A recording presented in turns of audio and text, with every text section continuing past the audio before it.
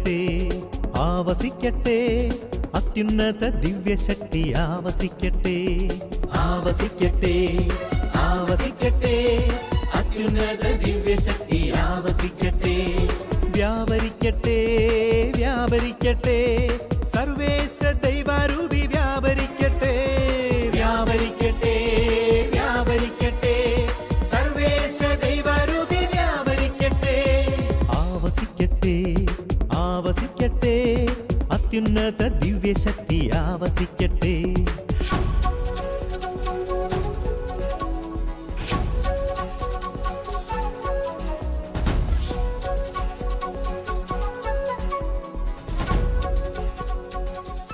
പ്രിയപ്പെട്ട മക്കളെ, നമ്മൾ കർത്താവിൻ്റെ വചനം കേട്ടുകൊണ്ടിരിക്കുമ്പോൾ, കർത്താവിൻ്റെ വചനം സ്വീകരിച്ചുകൊണ്ടിരിക്കുമ്പോൾ വലിയ ദൈവകൃപ നമ്മളിലേക്ക് നിറയും. ഒരു വചനം കേൾക്കുമ്പോൾ ആ വചനത്തിലൂടെ കൃപ വരും.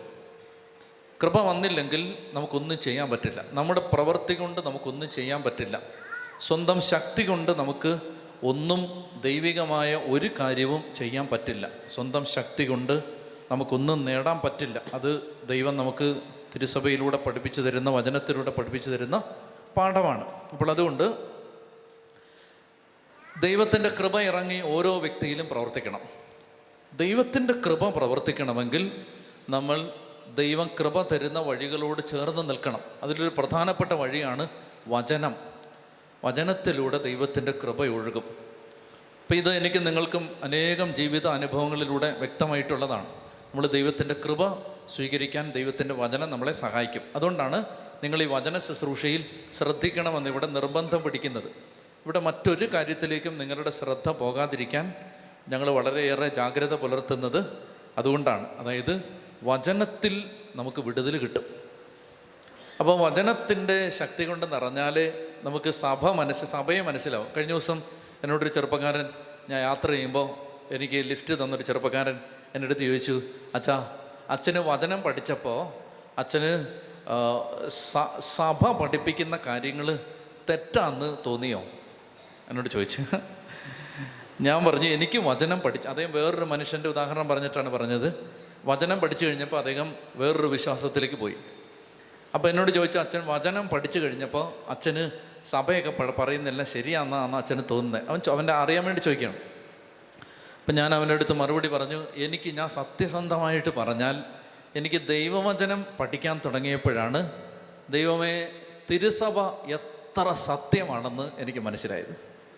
എൻ്റെ ഒരു കാര്യം അതാണ്.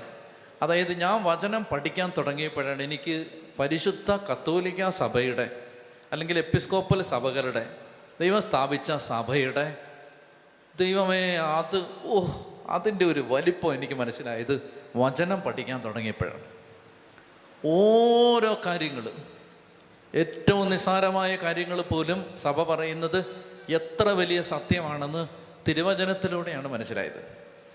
അപ്പോൾ സത്യം പറഞ്ഞാൽ നമ്മൾ വചനം പഠിക്കുന്നതനുസരിച്ച് നമ്മുടെ ബോധ്യങ്ങളിൽ അനേക കാര്യങ്ങളിൽ വ്യത്യാസം വരും. അപ്പോൾ എനിക്ക് പറയാനുള്ളത്, നമ്മളൊരു പ്രതികൂലത്തിൽ എന്താണ് ചെയ്യേണ്ടത്, പ്രതിസന്ധികളെ നേരിടേണ്ടത് എങ്ങനെയാണ്.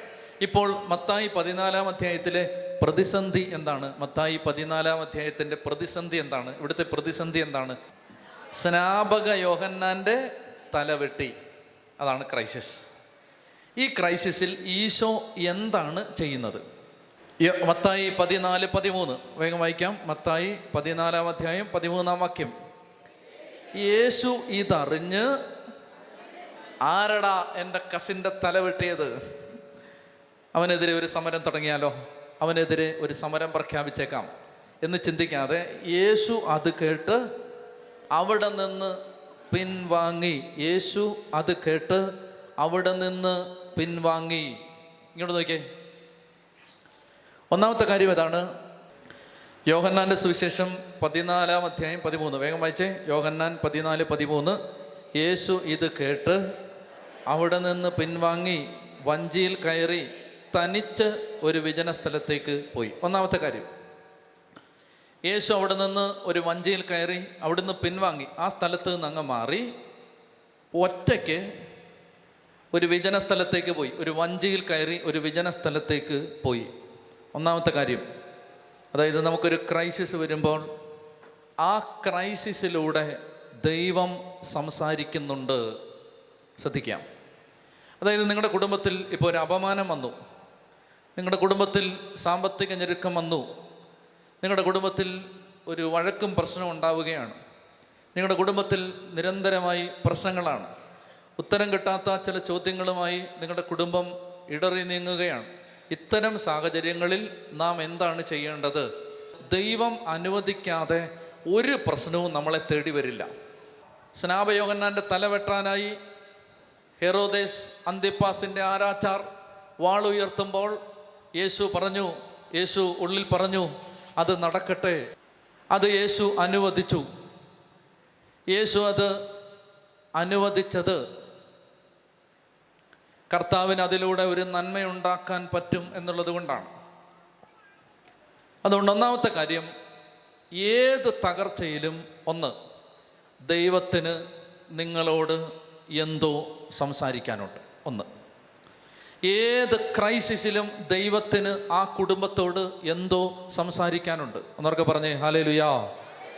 അപ്പൊ ഏത് കാര്യത്തിലും നമുക്ക് മനോവേദന തരുന്ന, മനപ്രയാസം തരുന്ന, വിഷമം തരുന്ന ഒരു കാര്യത്തിലൂടെ ദൈവത്തിന് സംസാരിക്കാനുണ്ട്. ദൈവത്തിന് നമ്മുടെ ജീവിതത്തെ സംബന്ധിക്കുന്ന എന്തോ പറഞ്ഞു തരാനുണ്ട്. അതുകൊണ്ട് എന്ത് ചെയ്യണം? അതുകൊണ്ട് വിജന സ്ഥലത്തേക്ക് പിൻവാങ്ങണം. അപ്പം എന്ത് ചെയ്യണം? ഒരു ധ്യാനത്തിന് പോകണം. ഇനി ധ്യാനത്തിന് പോയാൽ നിങ്ങൾക്ക് ആ ദൈവസ്വരം കേൾക്കാൻ പറ്റത്തില്ലെങ്കിൽ ഒറ്റയ്ക്ക് എവിടെയെങ്കിലും പോകണം, അല്ലെങ്കിൽ മാറിയിരുന്ന് പ്രാർത്ഥിക്കണം, അല്ലെങ്കിൽ ആ കുടുംബം ഒരു ഉപവാസം പ്രഖ്യാപിക്കണം, അല്ലെങ്കിൽ ആ കുടുംബം ഒരു പ്രാർത്ഥനാ വാരം പ്രഖ്യാപിക്കണം. കുടുംബത്തിൽ ഈ ആഴ്ച പ്രാർത്ഥനയാണ്, ഈ ആഴ്ച നമ്മൾ ബാക്കി എല്ലാ കാര്യങ്ങളും മാറ്റിവെക്കുന്നു, നമ്മൾ പ്രാർത്ഥിക്കുകയാണ്. കർത്താവേ, എന്താണ് അങ്ങയുടെ ഇഷ്ടം? എന്താണ് അങ്ങ് സംസാരിക്കുന്നത്? എവിടെയാണ് ഞങ്ങൾ തിരുത്തേണ്ടത്? എന്താണ് ഞങ്ങൾ ചെയ്യേണ്ടത്? എന്താണ് ഞങ്ങളുടെ ബോധ്യങ്ങളിൽ മാറ്റം വരുത്തേണ്ടത്? എന്താണ് ഞങ്ങളുടെ നിലപാടുകളിൽ ഞങ്ങൾ സ്വീകരിക്കേണ്ട സമീപനം? എന്താണ്? ഇതിനെക്കുറിച്ചൊരു വ്യക്തത കിട്ടാൻ എൻ്റെ പ്രിയപ്പെട്ട മക്കളെ, നമ്മൾ യേശുവിനെ പോലെ ഒരു വിജന സ്ഥലത്തേക്ക് മാറണം. കർത്താവ് നമുക്കിത് കാണിച്ചു തരികയാണ്. യേശു ഒരു വിജന സ്ഥലത്തേക്ക് ഒറ്റയ്ക്ക് പത്രോസിനെയും അന്ത്രയോസിനെയും യാക്കോബിനെയും യോഹന്നാനെയും യൂദായെയും പീലിപ്പോസിനെയും ബർത്തലോമിയെയും കൂടെ കൂട്ടാതെ കർത്താവ് ഒറ്റയ്ക്ക് ഒരു വഞ്ചിയിൽ കയറി ഒരു വിജന സ്ഥലത്തേക്ക് മാറിയിരുന്നു. രണ്ടാമതായിട്ട് നമ്മൾ ശ്രദ്ധിക്കേണ്ടത്, അവിടെ ഈ വിജന സ്ഥലത്തേക്ക് കർത്താവ് മാറുമ്പോൾ എന്ത് സംഭവിക്കുന്നു? യേശുവിനെ കാണാത്തത് കൊണ്ട് യേശുവിനെ അന്വേഷിച്ച് അനേകം ആളുകൾ യേശു ഇരിക്കുന്നിടത്തേക്ക് വന്നു. കർത്താവ് എവിടെ ഉണ്ടെന്ന് അവർ ലൊക്കേറ്റ് ചെയ്തു.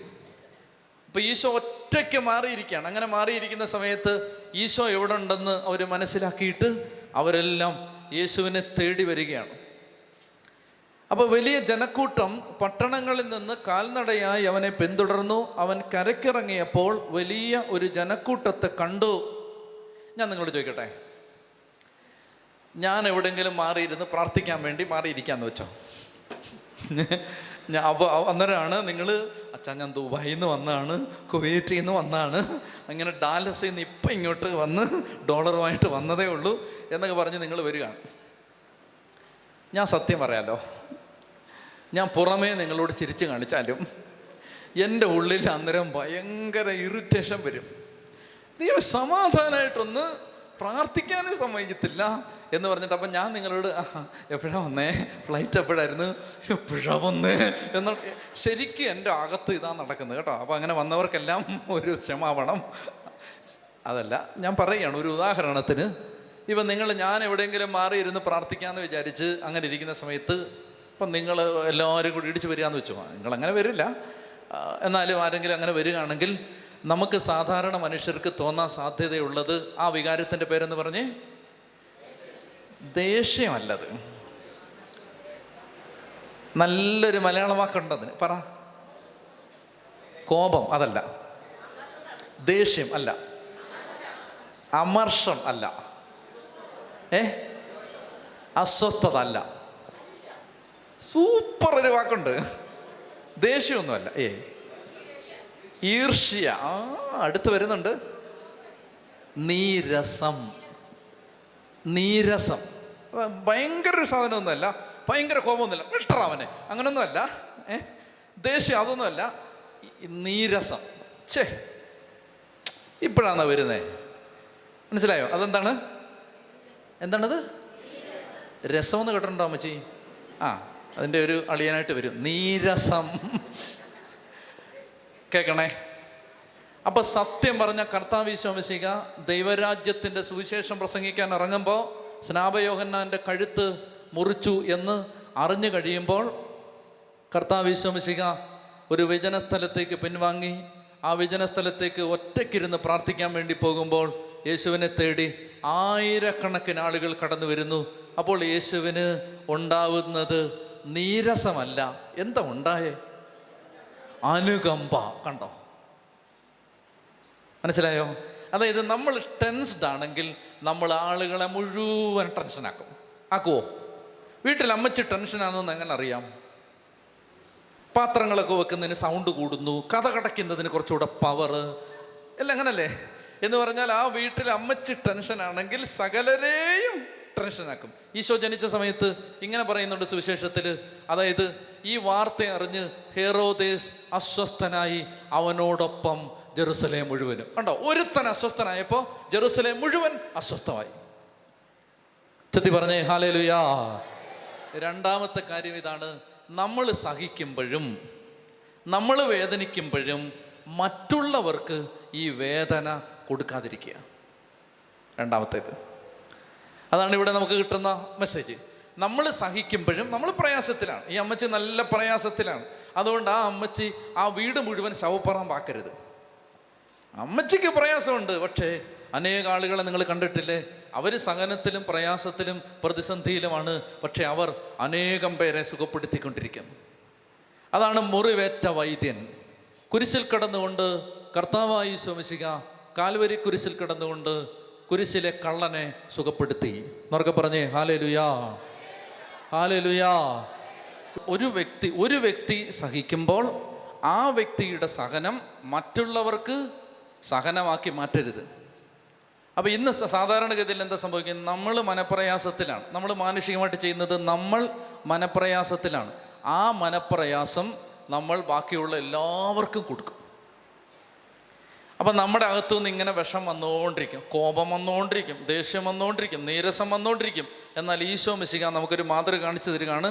കർത്താവ് യോഹന്നാൻ ബന്ധനസ്ഥനായി യോഹന്നാൻ വധിക്കപ്പെട്ടു എന്നറിയുമ്പോൾ കർത്താവ് അവിടെ നിന്നും ഒരു വിജനസ്ഥലത്തേക്ക് മാറുകയും ആ വിജനസ്ഥലത്തേക്ക് ഈശോ ചെല്ലുമ്പോൾ അവൻ ഈ ജനക്കൂട്ടം അവനെ തേടി വരുമ്പോൾ ആ ജനക്കൂട്ടത്തോട് അവന് അനുകമ്പ തോന്നുകയാണ്. മൂന്നാമത്തേത്, ഒരു ക്രൈസിസിൽ നമ്മൾ ചെയ്യേണ്ടത് 14-ാമത്തെ അധ്യായത്തിൽ 23-ാമത്തെ വാക്യം. 14-ാം അധ്യായം, മത്തായി 14-ാം അധ്യായം 23-ാമത്തെ വാക്യം. 22 മുതൽ വായിക്കാം. ജനസഞ്ചയത്തെ പിരിച്ചുവിടുമ്പോഴേക്കും തനിക്ക് മുമ്പേ വഞ്ചിയിൽ കയറി മറുകരയ്ക്ക് പോകാൻ യേശു ശിഷ്യന്മാരെ നിർബന്ധിച്ചു. അവൻ ജനക്കൂട്ടത്തെ പിരിച്ചുവിട്ടതിന് ശേഷം ഏകാന്തതയിൽ പ്രാർത്ഥിക്കാൻ മലയിലേക്ക് കയറി. രാത്രിയായപ്പോഴും അവൻ അവിടെ തനിച്ചായിരുന്നു. മൂന്നാമത്തേത്, അവൻ മലമുകളിൽ പോയി ഏകാന്തതയിൽ പ്രാർത്ഥിച്ചു. ഒന്നാമത്തെ കാര്യം, കർത്താവേ അങ്ങ് ഈ സഹനത്തിലൂടെ എന്താണ് സംസാരിക്കുന്നത്? അവൻ അത് ചോദിച്ചുകൊണ്ടിരുന്നു. രണ്ടാമത്തെ കാര്യം, അവൻ തൻ്റെ സഹനം മറ്റുള്ളവർക്ക് സഹനമാക്കിയില്ല. മൂന്നാമത്തെ കാര്യം, ഒരു ക്രൈസിസിൽ ഈശോ ചെയ്യുന്നത്, അവനൊരു മലമുകളിൽ മാറിയിരുന്ന് പ്രാർത്ഥിക്കാൻ തുടങ്ങി. നമ്മുടെ പ്രയാസങ്ങളും വേദനകളും വരുമ്പോൾ നമ്മളിങ്ങനെ പരാതികളും പരിദേവനങ്ങളുമായി ഓടി നടക്കുന്നതിന് പകരം നമ്മൾ മാറിയിരുന്ന് പ്രാർത്ഥിച്ചാൽ അതിന് ദൈവം ഉത്തരം തരും. പ്രാർത്ഥന, അതായത് സഹനകാലങ്ങളെ പ്രാർത്ഥനാ കാലങ്ങളാക്കി മാറ്റണം. സഹനകാലങ്ങളെ പ്രാർത്ഥനാ കാലങ്ങളാക്കി മാറ്റണം എന്ന് പറഞ്ഞാൽ നമ്മുടെ ശക്തി കൊണ്ട് ക്രൈസിസിനെ അതിജീവിക്കാൻ പറ്റില്ല. അതുകൊണ്ട് പ്രാർത്ഥന കൂട്ടണം. അതുകൊണ്ട് ദൈവത്തെ ആശ്രയിക്കുന്നത് കൂടുതൽ ആശ്രയിക്കണം, കൂടുതൽ പ്രാർത്ഥിക്കണം. എല്ലാ ദിവസവും വിശുദ്ധ കുർബാനയ്ക്ക് പോകണം.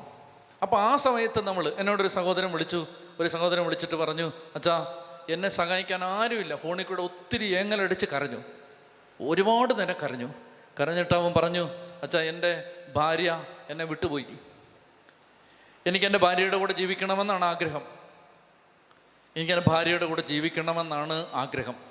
ഞാൻ ഒരു സങ്കടം പറയട്ടെ. എന്തെന്നറിയാമോ? ഈ കഴിഞ്ഞ ദിവസങ്ങളിൽ ഒരു കാര്യം എന്നെ ഭയങ്കരമായി ഭാരപ്പെടുത്തി. അതിതാണ്, അതായത് കുടുംബങ്ങൾ, നമ്മളിങ്ങനെ ഒത്തിരി കുടുംബങ്ങളെ കാണുകയാണ്. അപ്പോൾ ഈ കുടുംബങ്ങൾ വരുമ്പോൾ ആ കുടുംബങ്ങളിൽ വളരെ കുറച്ച് കുടുംബങ്ങൾ മാത്രമേ ഉള്ളൂ ഭാര്യയും ഭർത്താവും പരസ്പരം ഹൃദയം തുറന്ന് സ്നേഹിക്കുന്നവർ. എനിക്കത് കൂടുതൽ കൂടുതൽ മനസ്സിലായി വരികയാണ്. നിങ്ങൾക്ക് പ്രയാസമൊന്നും തോന്നില്ലെന്ന് എനിക്കറിയാം. സത്യമായതുകൊണ്ട് നിങ്ങളെന്നെ കൊഞ്ഞനം കാണിക്കത്തില്ലെന്ന് എനിക്കറിയാം. ഞാനിങ്ങനെ കണ്ടുമുട്ടുന്ന ഇത്രയും കാലത്തിനിടയിൽ കണ്ടുമുട്ടിയ 10,000-കണക്കിന് കുടുംബങ്ങളിൽ ഞാൻ ഒരു കാര്യം പറയട്ടെ, ഉള്ളു തുറന്ന് ഭാര്യയും ഭർത്താവും സ്നേഹിക്കുന്ന ഒരു 10% കുടുംബങ്ങളെ പോലും ഞാൻ കണ്ടിട്ടില്ല. എൻ്റെ കുഴപ്പമായിരിക്കും, അല്ലെങ്കിൽ ഈ പ്രശ്നമുള്ളവർ നമ്മുടെ അടുത്ത് വരുന്നോണ്ടായിരിക്കും. അത് ഉള്ളു തുറന്ന് സ്നേഹിക്കുന്നത്. എന്നിട്ട് എനിക്ക് വേറൊരു കാര്യം മനസ്സിലായി. എന്തെന്നറിയാമോ? ഭാര്യ ഭർത്താക്കന്മാർ ഒരു കൂരയ്ക്ക് കീഴിൽ ഒരുമിച്ച് താമസിക്കുന്നെങ്കിലും പലർക്കും ഉള്ളിൻ്റെ ഉള്ളിൽ അങ്ങോട്ടും ഇങ്ങോട്ടും വെറുപ്പാണ്. എനിക്കറിയാൻ പാടില്ല, നിങ്ങൾ അങ്ങനെ അല്ലാത്തവരായിരിക്കും, അതുകൊണ്ടല്ലേ നിങ്ങൾ ധ്യാനത്തിനൊക്കെ വരുന്നേ. എന്തായാലും നിങ്ങൾക്കൊരു കാര്യം കേൾക്കണോ? അങ്ങനെ ഇരിക്കുമ്പോൾ ഞാനിതിനെക്കുറിച്ച് ആലോചിച്ചു പ്രാർത്ഥിച്ചുകൊണ്ടിരിക്കുകയാണ്. എൻ്റെ ഉള്ളിൽ ഞാനിങ്ങനെ ആലോചിക്കും, കർത്താവ് എന്ത് ചെയ്യാൻ പറ്റും, ഇതിങ്ങനാണല്ലോ ദൈവമേ. ഇങ്ങനെ ആലോചിച്ചുകൊണ്ടിരിക്കുമ്പോൾ ഞാൻ ഒരു സ്ഥലത്ത് ചെന്നപ്പോൾ അവിചാരിതമായിട്ട് 2 വ്യക്തികൾ എന്നെ എയർപോർട്ടിൽ നിന്ന് കൊണ്ടുപോകാൻ അവിചാരിതമായിട്ട്, അത് ഒരിക്കലും ദൈവം ഒരുക്കിയതാണത്, അങ്ങനെ പറയുന്നുള്ളൂ. ഇപ്പോൾ കർത്താവ് ഒരുക്കിയതാണ്. അങ്ങനെ അവരെന്നെ എയർപോർട്ടിൽ നിന്ന് കൊണ്ടുപോയിക്കൊണ്ടിരിക്കുമ്പോൾ അവരെൻ്റെ അടുത്ത് പറഞ്ഞു, അച്ഛാ ഇതൊരു മിറക്കിളാണ്. എന്ത്? അച്ഛനിപ്പം ഞങ്ങളുടെ വണ്ടിയെ വരുന്നത് എന്തേ? അവർ പറഞ്ഞു, അച്ഛാ അച്ഛൻ്റെ ആ ധ്യാന കേന്ദ്രത്തിലെ വാട്സപ്പിൽ ഞങ്ങൾ അനേക കാലങ്ങളായി, ഡാനിയേലച്ഛാ ഞങ്ങൾക്ക് കർത്താവിന് വേണ്ടി എന്തെങ്കിലും ചെയ്യണമെന്നുണ്ട്, ഞങ്ങളെ ഒന്ന് ഗൈഡ് ചെയ്യൂ എന്ന് പറഞ്ഞിട്ട് മെസ്സേജ് വിട്ടുകൊണ്ടിരുന്നു. ഒരൊറ്റ മെസ്സേജിന് പോലും ദൈവം സഹായിച്ച് മറുപടി കിട്ടിയിട്ടില്ല. എന്നിട്ട് ഈ വ്യക്തികൾ എൻ്റെ അടുത്ത് പറഞ്ഞു, അതുകൊണ്ട് ഞങ്ങളത് വിട്ടു. ഞങ്ങൾ വിചാരിച്ചു ഞങ്ങൾക്ക് ദൈവത്തിന് ഇത് ഇഷ്ടമില്ലായിരിക്കും ഞങ്ങൾ ചെയ്യുന്നത്, ഞങ്ങളത് വിട്ടു. നിങ്ങൾ കേൾക്കണേ. അപ്പം ഞാൻ പറഞ്ഞു, നമ്മുടെ ഈ തിരക്കിനിടയിൽ അങ്ങനെയൊക്കെ സഹായിക്കാനൊക്കെ ആൾ കുറവാണ്, അതിൻ്റെയാണ് എന്നൊക്കെ പറഞ്ഞ്. അപ്പോൾ ഞാൻ പറഞ്ഞു, കർത്താവ് എത്ര മിറാക്കുലസ് ആയിട്ടാണ് ഇപ്പോൾ ഇത്രയും മെസ്സേജ് അയച്ച് ചോദിച്ചുകൊണ്ടിരുന്ന നിങ്ങളെ അടുത്ത് എന്നെ എത്തിച്ചിരിക്കുന്നു. അപ്പോൾ ദൈവത്തിന് എന്തെങ്കിലും പദ്ധതി ഉണ്ടാവും. എന്നെ അലട്ടുന്നൊരു പ്രയാസം ഞാൻ പറയട്ടെ, ഞാൻ അവരോട് പറയുകയാണ്. അപ്പോൾ അവർ പറഞ്ഞു, അച്ഛൻ പറയച്ച. ഞാൻ പറഞ്ഞു, ഇതാണ് ഞാൻ ഇപ്പം നിങ്ങളോട് പറഞ്ഞില്ലേ, അനേക കുടുംബങ്ങളിൽ ഭാര്യാഭർത്താക്കന്മാർക്ക് അങ്ങോട്ടും ഇങ്ങോട്ടും സ്നേഹമില്ല. ഒരു വർക്കിംഗ് റിലേഷൻഷിപ്പിൽ കുടുംബങ്ങൾ പോവാണ്. സാത്താൻ വിതച്ചിരിക്കുന്ന വലിയൊരു കെണി അതാണ്. അതായത് കൂരയ്ക്ക് കീഴെ താമസിക്കുന്നു, പള്ളി വരുമ്പോൾ നല്ല സ്നേഹമുള്ള ഭാര്യയും ഭർത്താവാണ്, വെളിയിലൊക്കെ കാണുമ്പോൾ ആർക്കും ഒന്നും അറിയാൻ പാടില്ല, പക്ഷേ ഉള്ളിൻ്റെ ഉള്ളിൽ വെറുപ്പാണ് അങ്ങോട്ടും ഇങ്ങോട്ടും. ഇങ്ങനെയുള്ള ഇഷ്ടം പോലെ കുടുംബങ്ങളെ എനിക്കറിയാം. അപ്പം ഞാൻ പറഞ്ഞു, ഇതെന്നെ അലട്ടിക്കൊണ്ടിരിക്കുകയാണ്. അപ്പോൾ അതുകൊണ്ട് ഞാനിങ്ങനെ ചിന്തിക്കുകയാണ്, ദൈവമേ എന്നെ ചെയ്യാൻ പറ്റും ഇതിന്? അപ്പം ഞാൻ പറഞ്ഞു, നിങ്ങൾക്ക് ഇതിനകത്ത് വല്ലതും ചെയ്യാവോ? നിങ്ങൾ കുടുംബസ്ഥരല്ലേ, നിങ്ങളൊരു സപ്പോർട്ടിങ് ഗ്രൂപ്പ് ഉണ്ടാക്കുക, ഇങ്ങനെയുള്ളവരെ സപ്പോർട്ട് ചെയ്യാൻ, ഇങ്ങനെയുള്ളവരോട് സംസാരിക്കാൻ. എന്നിട്ട് നിങ്ങൾ പറഞ്ഞു കൊടുക്കുക. ഉടനെ ഇവർ അത്ഭുതത്തോടെ എൻ്റെ അടുത്ത് പറയുകയാണ്, അച്ഛാ ഞങ്ങൾ 2 പേരും ഈ പ്രശ്നത്തിലൂടെ കടന്നുപോയി കർത്താവിൻ്റെ ശക്തി കൊണ്ട് അതിൽ നിന്ന് പുറത്ത് വന്നവരാണ്. മനസ്സിലായോ? അപ്പം ഞാൻ ഓർത്ത്, ദൈവം ഇതെങ്ങനെ ഒരുക്കുന്ന വഴികൾ. അവർ പറയാണ്, ഞങ്ങൾ ഇന്ന് മുതൽ അതിനുവേണ്ടി പ്രാർത്ഥിക്കാൻ പോവാണ്, ഞങ്ങൾ ചെയ്യാം അച്ഛാ, ഞങ്ങൾ ഈ ഒരു സപ്പോർട്ടിങ് ഗ്രൂപ്പ് ഉണ്ടാക്കാം. ഞങ്ങൾക്കിപ്പോൾ മനസ്സിലായി ഞങ്ങളുടെ മിനിസ്ട്രി എന്താണ്. കണ്ടോ എന്തിനാണ് ഇതെല്ലാം പറഞ്ഞത്? അതായത് നമ്മുടെ കുടുംബത്തിൽ ഒരു ക്രൈസിസ് വരുമ്പോൾ, അപ്പോൾ ഈ ചേട്ടൻ എന്നെ വിളിച്ചിട്ട് പറയുകയാണ്, അച്ഛാ എൻ്റെ ഭാര്യ എന്നെ ഇട്ടിട്ട് പോയി, എൻ്റെ കയ്യിരിപ്പ് കൊണ്ടാണ്, എൻ്റെ പ്രശ്നം കൊണ്ടാണ്, ഞാൻ പക്ഷേ അതെല്ലാം തിരുത്തി, പക്ഷെ അവൾ വിശ്വസിക്കുന്നില്ല. അപ്പോൾ എന്നെ സഹായിക്കാൻ ആരുമില്ല എന്ന് പറഞ്ഞ് എങ്ങലടിച്ച് കരയുമ്പോൾ ഞാൻ പറഞ്ഞു, ദേ കരച്ച് നിർത്തിക്കോണം ഇപ്പം. എന്നിട്ട് ഞാൻ പറയുന്നത് കേട്ടോണം. ഞാൻ പറഞ്ഞു, എൻ്റെ ചേട്ടാ ചേട്ടന് വേണ്ടി ഇതാ ഞാൻ ഒരു കാര്യം പറയുന്നു. ചേട്ടൻ ഇനി ഭാര്യയെ വിളിക്കാനോ ഭാര്യയുടെ ബന്ധുക്കളെ വിളിക്കാനോ ഇനി ചേട്ടൻ അയ്യോ അവൾ കേസ് കൊടുക്കാൻ പോകുന്നതെന്ന് പറഞ്ഞ് അലറാനോ ഒന്നും പോവാതെ മിണ്ടാതെ വേണമെങ്കിൽ ആ നമ്പറെ അങ്ങ് ബ്ലോക്ക് ചെയ്ത് ആ നമ്പറെ വേണമെങ്കിൽ ഡിലീറ്റ് ചെയ്തിട്ട് എവിടെയെങ്കിലും എഴുതിയിട്ടിട്ട് ഫോണിൽ നിന്ന് അങ്ങ് ഡിലീറ്റ് ചെയ്തോ, വിളിക്കുകയോ ചെയ്യരുത്. ഇനി ചേട്ടൻ അനങ്ങരുത്. ചേട്ടൻ എന്താ ചെയ്യേണ്ടതെന്ന് അറിയാമോ? മത്തായിയുടെ സുവിശേഷം 1-ാം അധ്യായം മുതൽ വെളിപാട് പുസ്തകം 22-ാം അധ്യായം വരെ പുതിയ നിയമം മുഴുവൻ ചുമ്മാ ഇരുന്നങ്ങ് വായിക്കുക. ഞാൻ പറഞ്ഞു വെളിപാട് 22 ആവുമ്പോൾ ചേച്ചി തിരിച്ചു വന്നിരിക്കും. ഈ ചേട്ടന് വിശ്വാസമില്ല. അതങ്ങനെ വെളിപാട് 22 ആവുമ്പോൾ അവള് തിരിച്ചു വരുന്നത്. ഞാൻ പറഞ്ഞു അതാണ് വെളിപാട്. ചേട്ടാ ഈ വെളിപാട് സ്വീകരിക്കൂ. അങ്ങനെ ഈ ചേട്ടൻ ഇപ്പോൾ വായിച്ചുകൊണ്ടിരിക്കുകയാണ്. ഞാൻ ഇനി എന്തെങ്കിലും ഒരിക്കൽ പറയാം കേട്ടോ. ഇത് ഈ ചേച്ചി വരും, അത് ഉറപ്പാണ്. വരും, വന്നിരിക്കും. ചേച്ചി വന്നിരിക്കും, അതിനകത്ത് യാതൊരു സംശയമില്ല. ഈ ചേട്ടൻ ഇത് വായിച്ചുകൊണ്ടിരിക്കട്ടെ. പുതിയ നിയമം വായിച്ചു തീരുമ്പോൾ ചേച്ചി വന്നിരിക്കും. അതുകൊണ്ട് വല്ല ചേച്ചിമാരും വരാനുണ്ടെങ്കിൽ പുതിയ നിയമം വായിച്ചോളൂ, ചേച്ചി വന്നിരിക്കും. ചേട്ടന്മാർ വരാനുണ്ടെങ്കിലും വായിച്ചോളൂ, അവർ വന്നിരിക്കും. അവരൊക്കെ പറഞ്ഞേ ഹല്ലേലൂയാ, ഹല്ലേലൂയാ. ഞാൻ പറഞ്ഞു വരുന്നത് സഹനകാലങ്ങളെ പ്രാർത്ഥനാ കാലങ്ങളാക്കി മാറ്റണം കേട്ടോ. പ്രയാസം അപ്പോൾ എന്ത് ചെയ്യണം? നമ്മളിങ്ങനെ നിങ്ങൾ അലറി കരഞ്ഞത് കൊണ്ട് ജീവിതത്തിൽ എന്തെങ്കിലും മാറ്റം വരുമോ? നമ്മൾ കിടന്നിങ്ങനെ എല്ലാം ഫോൺ വിളിച്ച്, ചില ആളുകൾക്ക് ഒരു പ്രശ്നമുണ്ട്, എന്തെങ്കിലും പ്രയാസം ഉണ്ടെങ്കിൽ വിളിച്ച് അങ്കിളിനെ വിളിച്ച് പറയുക, ആൻറ്റിയെ വിളിച്ച് പറയുക, സകല ബന്ധുക്കളെല്ലാം വിളിച്ചിട്ട് രാവിലെ മുതലേ ഫോണെടുത്ത് അറിഞ്ഞോട് ഇങ്ങനെ പറഞ്ഞുകൊണ്ടിരിക്കുക. എൻ്റെ പൊന്നു ചേച്ചി ഇതൊന്നും പറയാതെ, ഇതൊന്നും ആരെയും വിളിച്ച് പറഞ്ഞുകൊണ്ടിരിക്കാതെ എന്ത് ചെയ്യുക? മര്യാദക്കിരുന്ന് കുറച്ച്, ഇപ്പോൾ ഒരു പ്രശ്നമാണ്, ഇപ്പോൾ ഭയങ്കര ഒരു വിഷയം വന്നിരിക്കുകയാണ്, അങ്ങനെയാണെങ്കിൽ കുറച്ച് നാൾ പ്രാർത്ഥിച്ചേക്കാം. ഇരുന്നങ്ങ് പ്രാർത്ഥിക്കുക. ഒന്ന് ഉച്ചത്തി പറഞ്ഞേ ഹല്ലേലൂയാ, ഹല്ലേലൂയാ. അപ്പോൾ ഈശോ ഇതാ ചെയ്തത്, യോഹന്നാനെ വധിച്ചു. ഉടനെ അപ്പോൾ കർത്താവ് എന്ത് ചെയ്തു? ആദ്യം അവിടുന്ന് പിൻവാങ്ങി ഒരു വിജന സ്ഥലത്തേക്ക് മാറിയിരുന്നു. ഇനി ചെയ്യുന്നത്, ഇവിടെ യേശുവിനെ കാണാൻ വേണ്ടി യേശുവിനെ അന്വേഷിച്ച് ജനക്കൂട്ടം വരികയാണ്. യേശുവിനെ അന്വേഷിച്ച് ജനക്കൂട്ടം വരുമ്പോൾ യേശുവിന് അവരോട് അനുകമ്പ തോന്നി, കരുണ തോന്നി. എന്നിട്ട് യേശു അപ്പം വർദ്ധിപ്പിച്ചു കൊടുത്തു. ആദ്യത്തെ സംഭവം.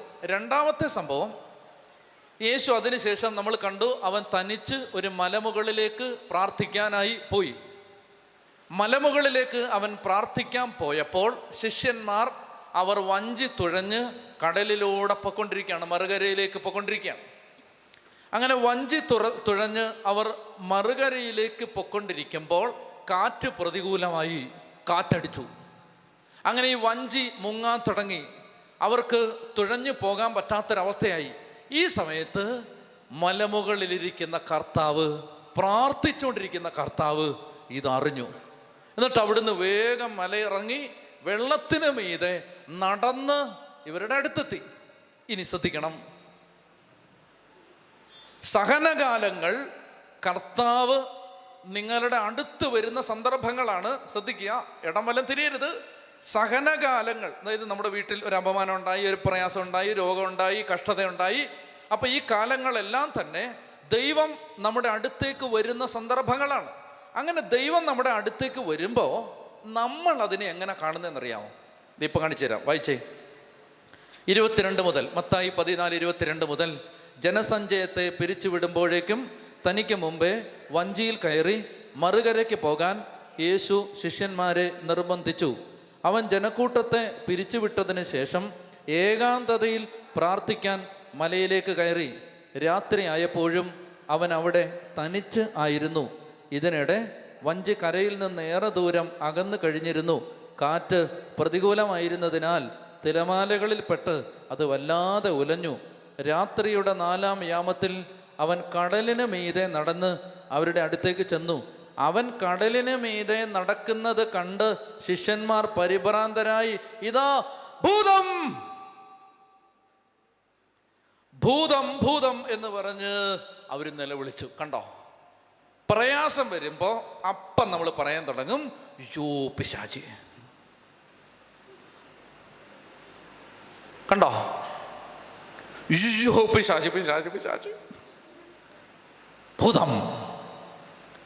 പിന്നെ പിശാചിനെ എങ്ങനെ ഇറക്കാം എന്നുള്ളതാണ് അടുത്ത ഒരു പ്രധാനപ്പെട്ട ഒരു ഉദ്ദേശം.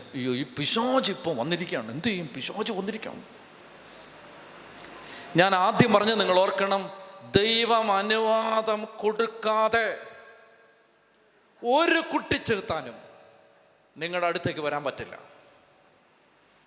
വന്നെങ്കിൽ ദൈവരാജ്യത്തിൻ്റെ പുത്ര പുത്രി യേശുവിൻ്റെ തിരുഹൃദയത്തിനകത്തിരിക്കുന്ന നിന്റെ അടുത്തേക്ക് സാത്താൻ വന്നെങ്കിൽ ഈ തിരുഹൃദയത്തിൻ്റെ വാതിൽ കർത്താവ് തുറന്നു കൊടുത്തിട്ടാണത്.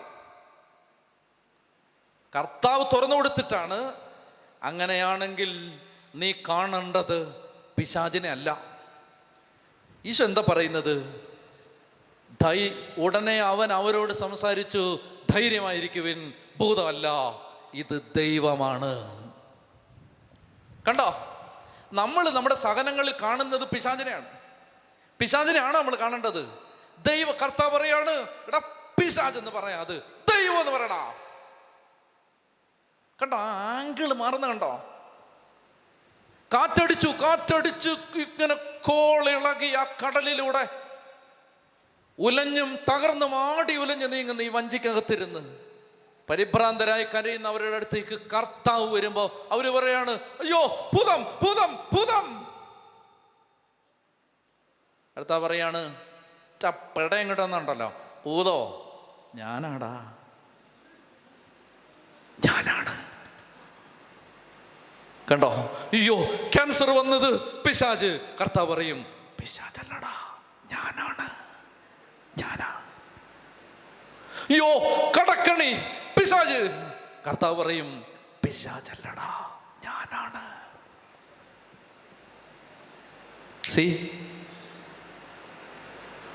കർത്താവാണ് നിന്റെ സങ്കടത്തിൽ നിന്റെ വീടിനടുത്ത് നിൽക്കുന്നത്, പിശാചല്ല.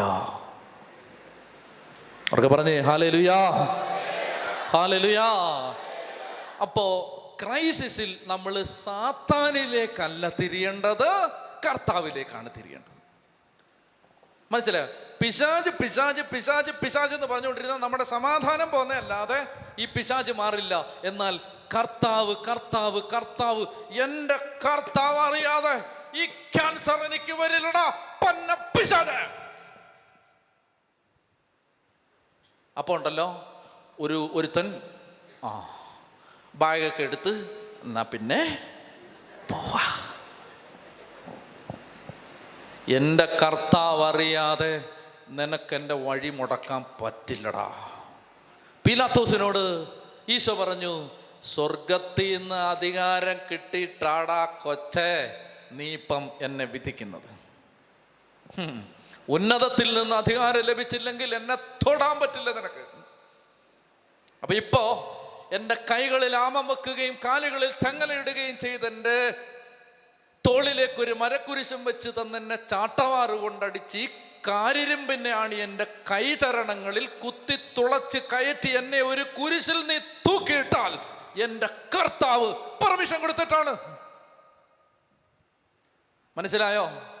അപ്പൊ അതുകൊണ്ട് നമ്മള് പിശാചിനെ ഓടിക്കാൻ നടക്കാതെ ഒരു ക്രൈസിസ് വരുമ്പോൾ, എൻ്റെ പൊന്നുമക്കളെ നിങ്ങൾ സുവിശേഷം കേൾക്ക്, ഒരു ക്രൈസിസ് വരുമ്പോൾ ഏറ്റുപറയേണ്ട ഒരു വചനമുണ്ട്.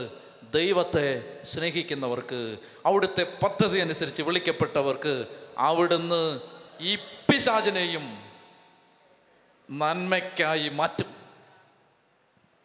എന്നൊക്കെ പറഞ്ഞേ ഹല്ലേലൂയാ, ഹല്ലേലൂയാ.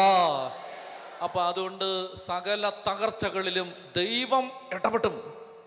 ദൈവത്തിനൊരു പദ്ധതിയുണ്ട് അതിനെക്കുറിച്ച്. അതുകൊണ്ട് നിങ്ങൾ ഭാരപ്പെടരുത്, നിങ്ങൾ വിഷമിക്കരുത്. കർത്താവാണ് നിങ്ങളുടെ കൂടെ. നിങ്ങളുടെ വീടിങ്ങനെ കിടന്നാട്ടി ഒലഞ്ഞുകൊണ്ടിരിക്കുകയാണ്. ഏത് സമയത്ത് മുങ്ങിത്താഴാൻ സാധ്യതയുള്ളൊരു നൗക പോലെ ഈ കോളിളകുന്ന കടലിരമ്പത്തിൽ നിങ്ങളുടെ കുടുംബം ഇങ്ങനെ താണു പോകാൻ സാധ്യതയുണ്ടെന്ന് നനച്ച് നിങ്ങളിങ്ങനെ വേവലാതിയും വേബധവും ദുഃഖവും വിറച്ചുകൊണ്ട് നിങ്ങൾ വേവലാതിപ്പെട്ടുകൊണ്ട് നിങ്ങളിങ്ങനെ നീങ്ങുന്ന സമയത്ത് കർത്താവ് പറയാണ്, ഭൂതമല്ല, ഞാനാണ്. ഡോണ്ട് വറി, ശാന്തമാ മക്കളെ, സ്വസ്ഥമായിട്ടിരിക്കടാ. അപ്പൊ ഇത് കണ്ടിട്ട് പത്രോസ് പറയാണ്, നീയായിരുന്നോ അമ്പടക്കള്ള, നീയായിരുന്നു, അയ്യോ, ഞാൻ വിചാരിച്ചു ആരാന്ന്, ലൂസിഫർ ആണെന്നാണ് ഞാൻ വിചാരിച്ചത്. നീയായിരുന്നല്ലേ എൻ്റെ കർത്താവേ, നീയായിരുന്നല്ലേ, ഞാനും വരട്ടെ, ഞാനൂടെ വരട്ടെ എന്ന് ചോദിച്ചു. എൻ്റെ പ്രിയപ്പെട്ട മക്കളെ, പത്രോസ് ചോദിക്കുന്നത് എങ്ങോട്ട് വരട്ടെ എന്നാണ്. പറ.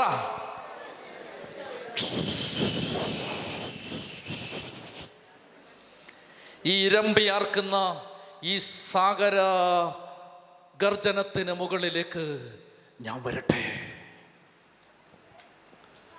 കർത്താവേ, എന്നെ മുക്കിക്കളയുമെന്ന് ഞാൻ വിചാരിച്ച ഈ കടലിന്റെ മീതെ മുങ്ങാതെ നടക്കാൻ ഞാൻ വരട്ടെ.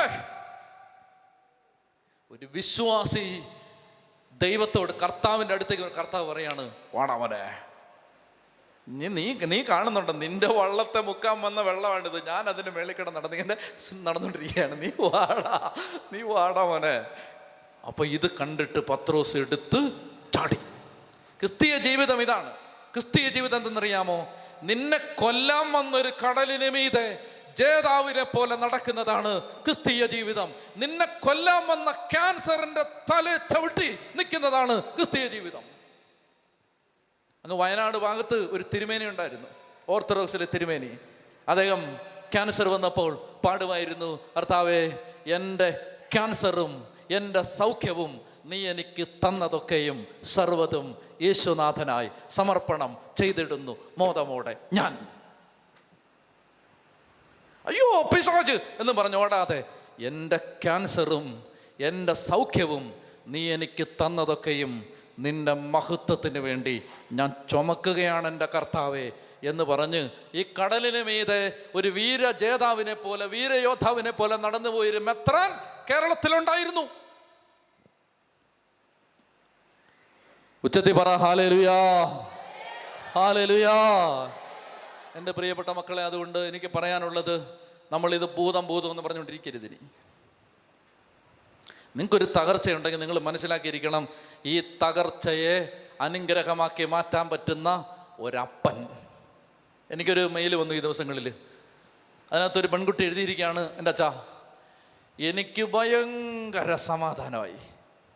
എന്താണോ നിന്റെ സമാധാനത്തിൻ്റെ കാരണം നമ്മളിങ്ങനെ അകലപ്പെട്ട് താഴ്ത്തു വായിക്കുമ്പോൾ അവളിങ്ങനെ പറയുകയാണ്, എനിക്ക് മനസ്സിലായി, സ്വർഗത്തിൽ ഉള്ള ദൈവം ഒരു ന്യായാധിപനല്ല, എൻ്റെ അപ്പനാണ്.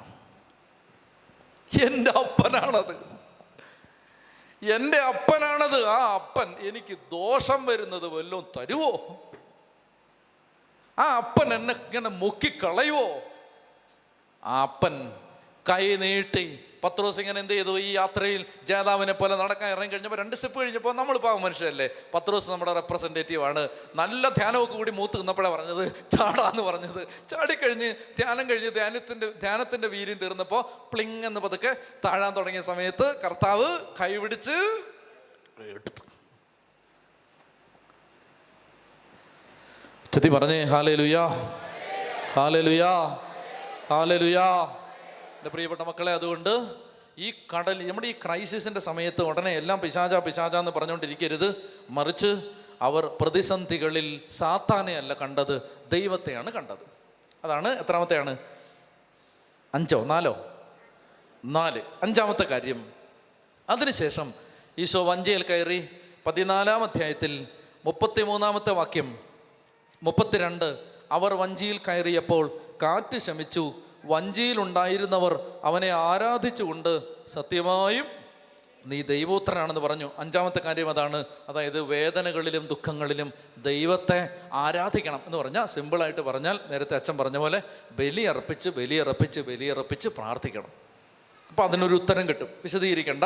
ഇനി 6ാമത്തെ കാര്യം, ഇവർ ഈ വഞ്ചിയിൽ നിന്ന് പുറത്തിറങ്ങി അവർ ആ കടലിൻ്റെ മറുകരയെത്തുമ്പോൾ അനേക രോഗികളെ, പീഡിതരെ, കഷ്ടത അനുഭവിച്ചവരെ എല്ലാം കർത്താവ് സുഖപ്പെടുത്തി. അപ്പോൾ അത് ഈ ഒരു പ്രയാസം അവർക്കൊരു അനുഗ്രഹമായിട്ട് മാറി. അവർക്ക് മാത്രമല്ല, അനേകർക്ക് അത് അനുഗ്രഹമായിട്ട് മാറി. ഈ ഒരു പ്രയാസം, ഒരു വേദന അനേകം പേർക്കൊരു കൃപയായിട്ട് മാറി. അതുകൊണ്ട് നമുക്ക് വരുന്ന വേദനകളെല്ലാം പാപത്തിൻ്റെ ശിക്ഷയെന്നോ പിശാചിൻ്റെ പ്രവർത്തനമെന്നോ മാതാപിതാക്കൾ ചെയ്ത തെറ്റിൻ്റെ ഫലമെന്നോ എന്നൊക്കെ ഓർത്ത് ആകുലപ്പെട്ടുകൊണ്ടിരിക്കാതെ റോമർ 8:26 ആണെന്ന് 28 റോമർ 8:28 അത് പറഞ്ഞുകൊണ്ടിരിക്കണം. ദൈവത്തെ സ്നേഹിക്കുന്നവർക്ക് അവിടുത്തെ പദ്ധതി അനുസരിച്ച് വിളിക്കപ്പെട്ടവർക്ക് അവിടുന്ന് എല്ലാം നന്മയ്ക്കായി പരിണമിപ്പിക്കും. ഇതിങ്ങനെ പറഞ്ഞുകൊണ്ടിരിക്കണം. ദൈവത്തെ സ്നേഹിക്കുന്നവർക്ക് അവിടുത്തെ പദ്ധതി അനുസരിച്ച് വിളിക്കപ്പെട്ടവർക്ക് അവിടുന്ന് എല്ലാം നന്മയ്ക്കായി മാറ്റും.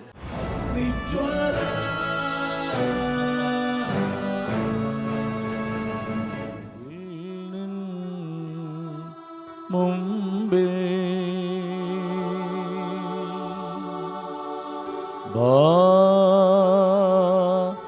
ബാറക്കുമോ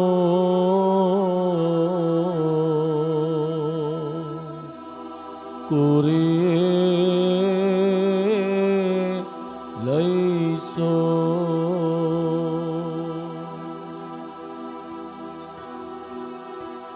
ആയിരുന്നോനും ആയിരിക്കുന്നോനും വരുവാനിരിപ്പോനും സർവശക്തനും നിത്യനുമായ ദിവ്യ കുഞ്ഞാടേ, നീ മാത്രം പരിശുദ്ധൻ പരിശുദ്ധൻ. നിത്യനുമായ ദിവ്യ കുഞ്ഞാടേ,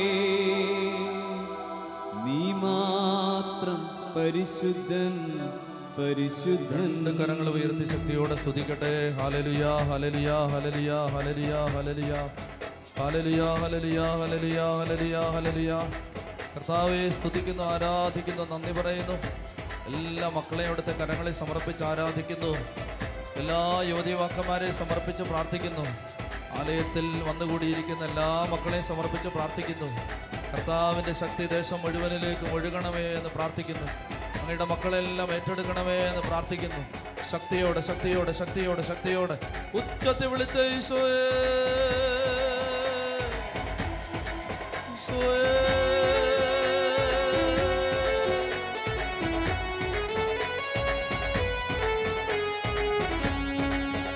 കരങ്ങളടിച്ച്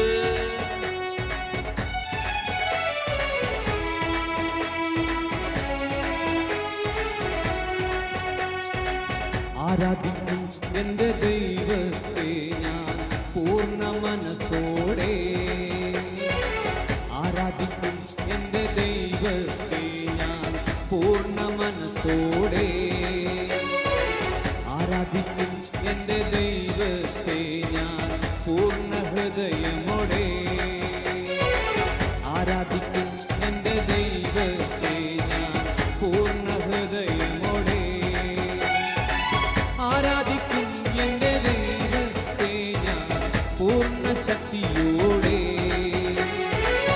ആരാധിക്കും എൻ്റെ ദൈവത്തെ ഞാൻ പൂർണ്ണ ശക്തിയോടെ. കരമുയർത്തി ആരാധിക്കും എൻ്റെ ദൈവത്തെ ഞാൻ പൂർണ്ണ മനസ്സോടെ. ആരാധിക്കും എൻ്റെ ദൈവത്തെ ഞാൻ പൂർണ്ണ ഹൃദയമോടെ. ആരാധിക്കും എൻ്റെ ദൈവത്തെ ഞാൻ പൂർണ്ണ ശക്തിയോടെ. ആരാധിക്കും എൻ്റെ ദൈവത്തെ ഞാൻ പൂർണ്ണ ശക്തിയോടെ.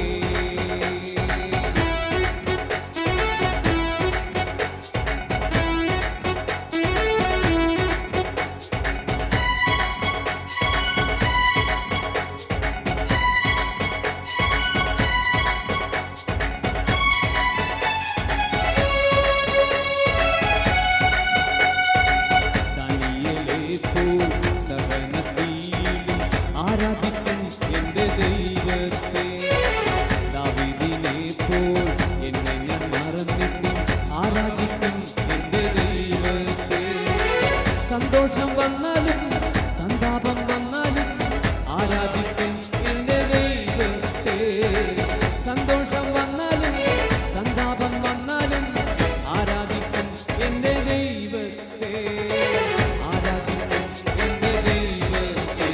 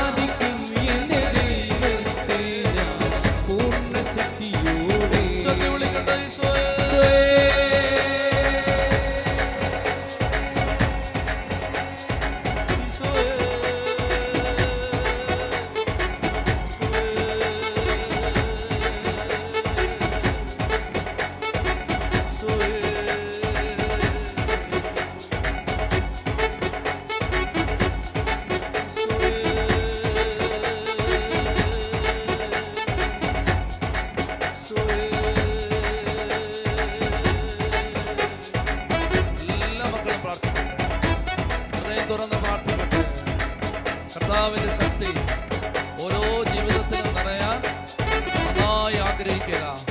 കർത്താവേ, അങ്ങനെക്ക് വേണ്ടി തെരഞ്ഞെടുത്തിരിക്കുന്ന ഒരു ജീവിതം, എന്നിലൂടെ അങ്ങ് ആഗ്രഹിക്കുന്ന ഒരു ജീവിതം, എന്നിലൂടെ പൂർത്തിയാകേണ്ട അങ്ങയുടെ പദ്ധതി കർത്താവേ, ഞാൻ ചെയ്യാൻ വേണ്ടി അവിടുന്ന് മുൻകൂട്ടി ഒരുക്കിയിരിക്കുന്ന ദൈവിക പദ്ധതികൾ അവയെല്ലാം പൂർത്തിയാകാൻ കർത്താവേ, അങ്ങയുടെ പരിശുദ്ധമായ കരം എൻ്റെ മേൽ വെക്കണമേ.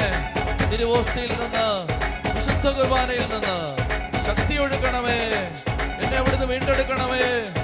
സാവൂളിന്റെ മേൽ ദൈവത്തിന്റെ ആത്മാവ് ഇറങ്ങി വന്നതുപോലെ എൻ്റെ മേൽ ആത്മാവ് ഇറങ്ങി വരണമേ. ഞാനൊരു പുതിയ വ്യക്തിയായി മാറണമേ.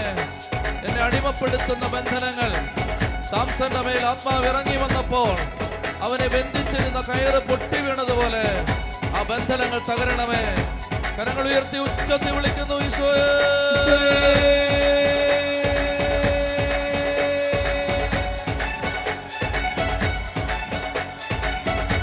ഉച്ചത്തിൽ വിളിക്കുന്നു ഈശോയേ.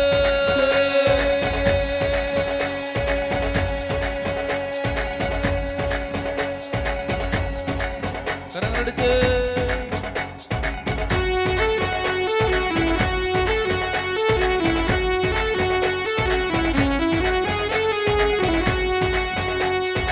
ആരാധിക്കുന്നു, ഞങ്ങൾ ആരാധിക്കുന്നു ദൈവപിതാവിനെ ആരാധിക്കുന്നു. ആരാധിക്കുന്നു, ഞങ്ങൾ ആരാധിക്കുന്നു ദൈവപിതാവിനെ ആരാധിക്കുന്നു. ആരാധിക്കുന്നു, ഞങ്ങൾ ആരാധിക്കുന്നു ദൈവപിതാവിനെ ആരാധിക്കുന്നു. ആരാധിക്കുന്നു, ഞങ്ങൾ ആരാധിക്കുന്നു യേശുവിനെ ഞങ്ങൾ ആരാധിക്കുന്നു. ആരാധിക്കുന്നു, ഞങ്ങൾ ആരാധിക്കുന്നു യേശുവിനെ ഞങ്ങൾ ആരാധിക്കുന്നു. ആരാധിക്കുന്നു, ഞങ്ങൾ ആരാധിക്കുന്നു പരിശുദ്ധാത്മാവിനെ ആരാധിക്കുന്നു. ആരാധിക്കുന്നു, ഞങ്ങൾ ആരാധിക്കുന്നു പരിശുദ്ധാത്മാവിനെ ആരാധിക്കുന്നു. വിളിച്ച ഈശോയേ.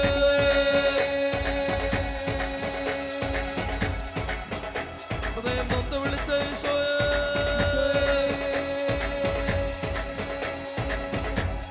തിരുശരീരത്തിൽ നിന്നും തിരുരക്തത്തിൽ നിന്നും ഒഴുകുന്ന ദൈവിക ജീവൻ യുവതിവാക്കന്മാരുടെ മേൽ, കുടുംബങ്ങളുടെ മേൽ ഇപ്പോൾ ഒഴുകിയിറങ്ങണമേ. കാൽവരി കുരിശിൽ നിന്ന് മാനവരാശിയെ വീണ്ടെടുക്കാൻ പിതാവ്, പുത്രൻ, പരിശുദ്ധാത്മാവായ ത്രിയേക ദൈവം പുത്രന്റെ രക്തം ഒഴുക്കിയത് ഈ ജനത്തിന്റെ മേൽ വിടുതലായി മാറട്ടെ. സകല ബന്ധനങ്ങളെ തകർക്കുന്ന ദൈവത്തിന്റെ ശക്തി ഈ കുടുംബങ്ങളുടെ മേൽ ഇപ്പോൾ ഒഴുകിയിറങ്ങട്ടെ. കാൽവരി കുരിശിൽ നിന്നൊഴുകിയ തിരുരക്തത്തിന്റെ ശക്തി കുടുംബങ്ങളിൽ ഇപ്പോൾ വ്യാപരിക്കട്ടെ. പിശാചിന്റെ സകല തന്ത്രങ്ങളെയും സാത്താൻ ഒരുക്കുന്ന കെണികളെയും തകർത്ത് കളയുന്ന അത്യുന്നതനായ ദൈവത്തിന്റെ ശക്തി ഈ മക്കളിൽ ഇപ്പോൾ വന്ന് നിറയട്ടെ. ശരീരം ബലം പ്രാപിക്കട്ടെ. രോഗപീഠകൾ വിട്ടുമാറട്ടെ. ആത്മീയ അഭിഷേകം വെളിപ്പെടട്ടെ. വരദാനങ്ങൾ തുറക്കപ്പെടട്ടെ. ആത്മാവ് ജ്വലിക്കട്ടെ. സുവിശേഷത്തിന് വേണ്ടി ജീവിതം സമർപ്പിക്കാൻ കൃപ നിറയട്ടെ. ദേശദേശാന്തരങ്ങളിൽ കർത്താവിന്റെ സാക്ഷികളായി ഈ മക്കളെ മാറട്ടെ. ഉച്ചത്തിൽ വിളിക്കുന്നു ഈശോയേ.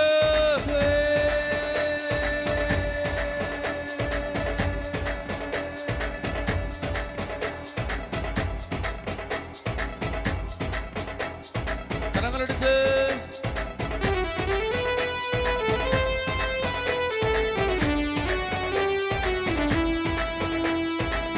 ആരാധനയ്ക്ക് യോഗ്യനേ, നിന്നെ ഞങ്ങൾ ആരാധിച്ചിടുന്നിതാ. ആരാധനയ്ക്ക് യോഗ്യനേ,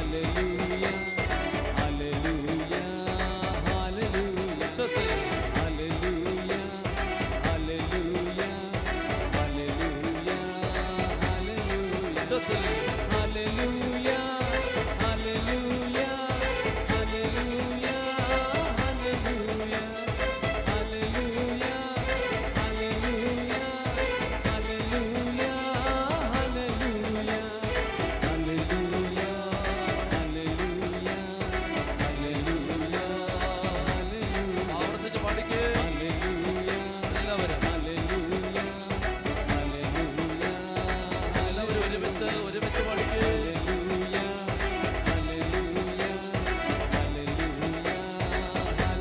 എല്ലാവരും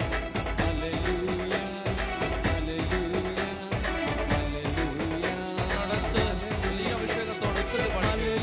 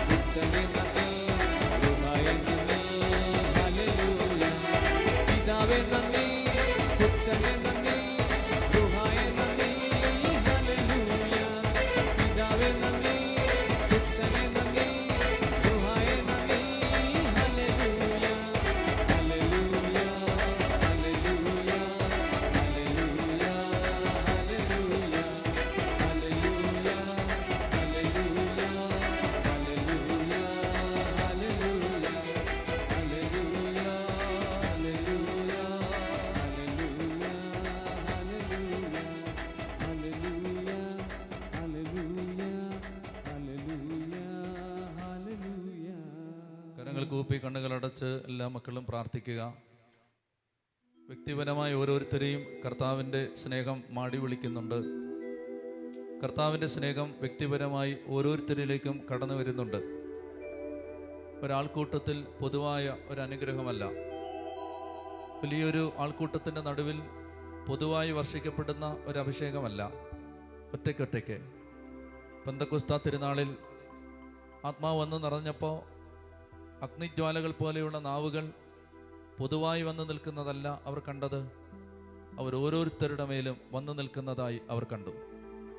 ഓരോരുത്തരുടെ മേലും, ഈ ആലയത്തിലായിരിക്കുന്ന ഓരോ മകൻ്റെ മേലും ഓരോ മകളുടെ മേലും ഈ അഭിഷേകം, ഈ ദൈവ സാന്നിധ്യം, കർത്താവിൻ്റെ വാത്സല്യം അത് വന്ന് നിറയുന്നുണ്ട്.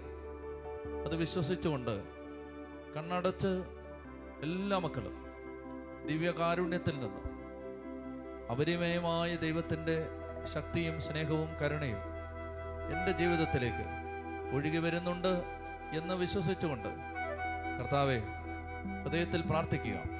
കർത്താവെ, എന്നിലൂടെ പൂർത്തിയാകാൻ അങ്ങ് ആഗ്രഹിക്കുന്ന ദൈവിക പദ്ധതി പൂർത്തിയാകുവാനായി ഇതാ ഞാൻ എന്നെ തന്നെ സമർപ്പിക്കുകയാണ്. എല്ലാ മക്കളും ഹൃദയത്തിൽ പ്രകാരം പ്രാർത്ഥിക്കണം, മറ്റൊന്നും ശ്രദ്ധിക്കരുത്, ഇങ്ങനെ മാത്രം പ്രാർത്ഥിക്കണം. കർത്താവെ, എന്നിലൂടെ പൂർത്തിയാവേണ്ട ദൈവിക പദ്ധതി പൂർത്തിയാകുവാൻ ഞാനിതാ എന്നെ തന്നെ സമർപ്പിക്കുകയാണ്. ഈ സമർപ്പണം പൂർണ്ണമായിരിക്കണം. കർത്താവിനോട് പറയണം, ആ വഴികൾ എനിക്കറിയില്ല, എങ്ങനെയാണ് അങ്ങനിലൂടെ പ്രവർത്തിക്കാൻ പോകുന്നത് എന്നെനിക്കറിയില്ല, ഞാൻ എന്താണ് ചെയ്യേണ്ടത് എന്നെനിക്കറിയില്ല, ഞാൻ എവിടേക്കാണ് പോകേണ്ടത്, ഞാൻ എങ്ങനെയുള്ളൊരു ജീവിതമാണ് നയിക്കേണ്ടത് അതെനിക്കറിയില്ല. കർത്താവെ, അങ്ങനെ നയിക്കണം, അങ്ങനെനിക്ക് വഴി തുറന്നു തരണം. ജോബ് 42:2. കർത്താവെ, അങ്ങേക്കെല്ലാം സാധ്യമാണെന്നും അങ്ങയുടെ യാതൊരു ഉദ്ദേശത്തെയും ആർക്കും തടയാനാവില്ലെന്നും ഞാൻ അറിയുന്നു. അങ്ങയുടെ യാതൊരു ഉദ്ദേശത്തെയും ആർക്കും തടയാനാവില്ലെന്നും ഞാൻ അറിയുന്നു. നമ്മൾ ഈശോയുടെ ആശീർവാദം സ്വീകരിക്കണം. ഈ സമയത്ത് പ്രിയപ്പെട്ട മക്കളെ, കർത്താവ് നമ്മളെ ആശീർവദിക്കുന്ന സമയത്ത് 2 കരങ്ങളും യേശുവിലേക്ക് തുറന്നു പിടിക്കാം. സ്വർഗത്തിൽ നിന്ന് കൃപയൊഴുകാൻ ആഗ്രഹിക്കാം. ആത്മാവിൻ്റെ ശക്തി ഇറങ്ങാൻ ആഗ്രഹിക്കാം. ദൈവമേ അങ്ങനെ നയിക്കണമേ എന്ന് ആഗ്രഹിക്കുക. നമ്മൾ വലിയ സ്വരത്തിൽ പ്രാർത്ഥിക്കുന്നില്ല.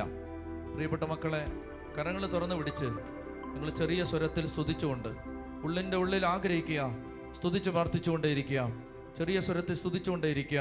കർത്താവിൻ്റെ ആത്മാവ് എന്നെ നയിക്കാൻ ആഗ്രഹിക്കുന്ന വഴിയിലേക്ക് ദൈവമേ കടന്നു പോകാൻ കൃപ എനിക്ക് തരണം, കൃപ എനിക്ക് തരണം, അഭിഷേകം എനിക്ക് തരണം, ശക്തി കൊണ്ട് എന്നെ നിറയ്ക്കണം.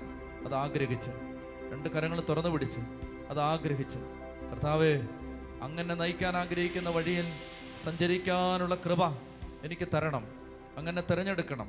അങ്ങനെ എനിക്ക് വേണ്ടി ഒരുക്കിയിരിക്കുന്ന വഴി ദൈവമേ അതെന്തു തന്നെയാണെങ്കിലും ആ വഴിയിൽ കടന്നു പോകാനും ജീവിക്കാനുമുള്ള ധൈര്യം തരണം, വഴി തുറന്നു തരണം.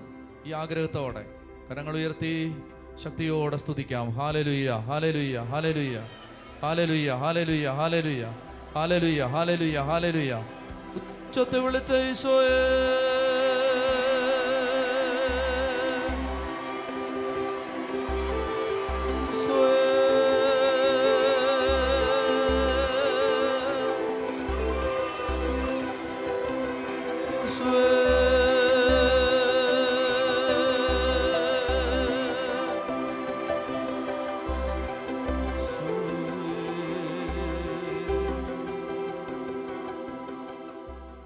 ആത്മാവേ എന്നിൽ നീ കത്തിപ്പടരണമേ, ആത്മാവേ എന്നെ നീ തീയായി മാറ്റണമേ.